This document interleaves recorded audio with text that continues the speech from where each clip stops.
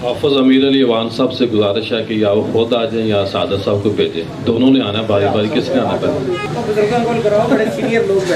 हाफिज अमीर अली वान साहब आए। बिस्मिल्लाहिर्रहमानिर्रहीम। बहुत सारे मेरे से ज़्यादा इल्म वाले सीनियर तरीन लोग बैठे हैं।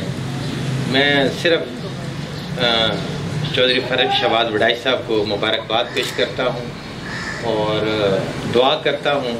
अब पहले किसी ने कहा था कि ये अभी देखकर के सामने आए हैं। मैं समझता हूँ ये गॉड गिफ्टेड चीज़ें होती हैं, ये पैदाइशी तौर पे होती हैं जो इंसान को लीडरशिप मिलती है।